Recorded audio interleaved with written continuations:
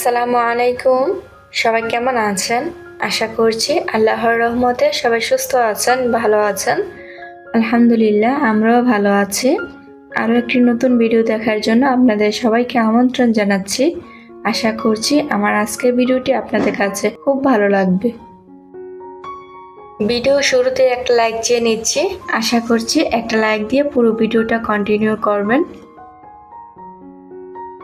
আজকের ভিডিওটা আমি সকাল থেকে স্টার্ট করেছি। সকালে নাস্তা এখানে রেডি করে নিয়েছি হচ্ছে পাউরুটি, কেক, পরোটা, ডিম, তারপর হচ্ছে কলা, দুধ আছে আর চা আছে। তো এখানে হচ্ছে আমরা সবাই মিলে নাস্তা করে নেব। তো আপনারা ভাইয়া এখানে একটু নাস্তা করে নিচ্ছি, তারপর হচ্ছে আমি নাস্তা করে নিয়েছি। আর বাচ্চাদের নাস্তা করা শেষ হয়ে গিয়েছে। তারপর হচ্ছে এখানে আপনাদের ভাই কিছু মাছ নিয়ে আসছিল, তো মাছগুলো কুটে ধুয়ে পরিষ্কার করে নিয়েছি। অনেকগুলো ছোট মাছ নিয়ে আসছিল, তো এতগুলো মাছ তো কাটা সম্ভব না। তো যার কারণে প্রচুর পরিমাণ রাগ হয়ে গিয়েছিলাম যে এতগুলো মাছ আমি কিভাবে কাটবো, কারণ বাচ্চাদেরকে সামনে তো এইটি সময় পায় না, তো মাছ কাটার সময় কোথায়। তারপর 2-3 জন ছাত্রী এনে মাছগুলো কেটে নিয়েছি। তো এখান থেকে কিছু মাছ রান্না করব আর কিছু মাছ ফ্রিজে রেখে দিচ্ছি।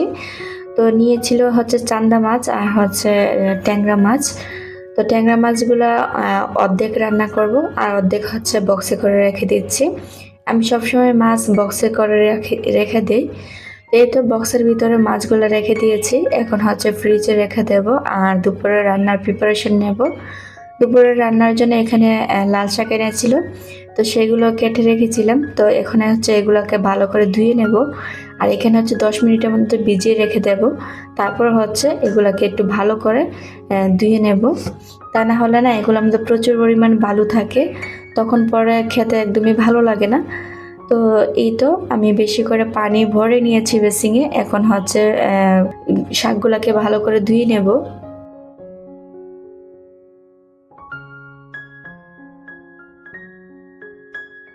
আমার ভিডিওর সাথে কেউ আছেন কিনা জানি না, যদি কেউ থেকে থাকেন লাইক দিতে ভুলে যান, প্লিজ একটা লাইক দিয়ে দিবেন। আর আমার চ্যানেল যদি নতুন হয়ে থাকেন চাইলে আমার চ্যানেলটি সাবস্ক্রাইব করে রাখতে পারেন আর পাশে থেকে বেল অল অপশনে ক্লিক করে রাখবেন। এতে করে আমি যখনই ভিডিও ছাড়বো সাথে সাথে নোটিফিকেশন পেয়ে যাবেন। আর আপনি যদি এই কাজটি করে থাকেন তাহলে আপনাকে অসংখ্য ধন্যবাদ। আমি হচ্ছে শাকগুলা ধুয়ে নিয়েছি আর শাকগুলা ধোয়ার মাঝে না আমি মাছগুলো ভাজা শুরু করে দিয়েছি। যেহেতু গ্যাসের চুলাতে গ্যাসের মধ্যে হচ্ছে মাছগুলো ভেজে তার মাঝে হচ্ছে শাকগুলো ধুয়ে কুটে নিয়েছিলাম। এই তো সব কিছু এখন রেডি করে নিয়েছি। দুপুরের রান্নাটা শুধু এখন করে নেব। আর এখন না সকালই কিন্তু আছে, যেহেতু সকালে এরকম কোনো নাস্তা বানাইনি, তাই হচ্ছে সকালের নাস্তা বানানোর পরে আমি দুপুরের রান্নাটা শেষ করে নিচ্ছি। তো আর একটু পরে যদি আমি রান্না করতে চাই তাহলে অনেকটা ঝামেলা হয়ে যাবে। আর আমি এখন তাড়াতাড়ি করতেছি কারণ আমাকে আরেক জায়গায় যেতে হবে। এই যে 2-3 দিন আগেই কিন্তু আমি ঢাকা গিয়েছিলাম আপনাদের ভাইয়াকে রিসিভ করতে। এখন কিন্তু আবার ঢাকা চলে যাব। আর ঢাকা কিছু কাজ আছে, তো সে কারণে হচ্ছে ঢাকা যাব। তো যার কারণে হচ্ছে আমি তাড়াহুড়া করে কাজগুলো শেষ করে নিচ্ছি। আর রান্নার ফাঁকে ফাঁকে না আমি ঘরের কাজও শেষ করতেছি, কারণ সেগুলো ক্যামেরা অন করতে গেলে তাহলে প্রচুর সময় লেগে যাবে আমার। যার কারণে আমি এখানে রান্নাটাও করতেছি আর ঘরটাকে গুছিয়ে নিচ্ছি। তো পরে যাতে আর আমার ঝামেলা না করতে হয় তার সাথে একসাথে সবগুলো কাজ করে নিচ্ছি।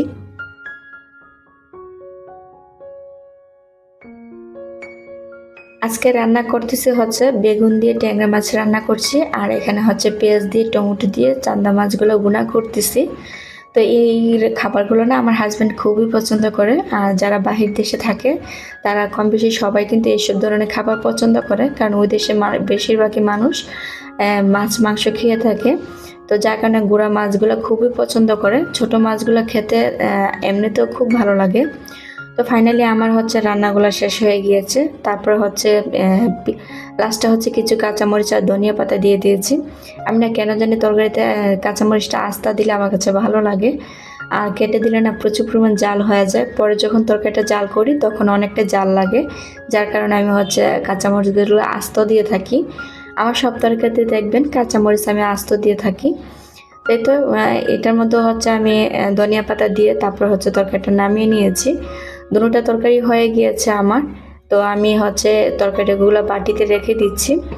আমাদের যদি তরকারি খাওয়া শেষ হয়ে যায় তখন হচ্ছে পাশের রুমের আপুদের কাছে দিয়ে দেব, কারণ আমাদের এতগুলো যেহেতু লাগবে না। আর রান্না করতে গেলে কিন্তু কম রান্না করা যায় না। এতো ফাইনালি আমার রান্না শেষ করে দুপুর খাওয়া দাওয়া করে তারপর হচ্ছে ঘরের সমস্ত কাজ গুছিয়ে তারপর হচ্ছে আমরা চলে এসেছি কক্সবাজার স্টেশনের মধ্যে। তো এখানে যেহেতু ট্রেন আসতে খুব অনেক দেরি হবে, তো আমরা যাচ্ছিলাম উপকূলে। আজকে উপকূল নেই, তাই হচ্ছে চট্টলা করে আমরা ঢাকা যাব। চট্টলা আসতে আসতে না অনেক সময় লেগে যাবে। আমরা চলে এসেছিলাম 9টার দিকে। তো 9টার দিকে বের হয়ে কোনো লাভ হয় নাই, 9টার দিকে এসেছি। আর সেই চট্টলা গাড়ি না এসেছে 12টার দিকে। কি পরিমাণ সময় লেট করেছে এবার বুঝেন। তারপর হচ্ছে এই সময়ের মধ্যে আর আমরা কি করব, এই সময়ের মধ্যে আমরা একটু ভিডিও করেছি, বাচ্চাদেরকে নামিয়ে দিয়েছি একটু খেলাধুলা করার জন্য।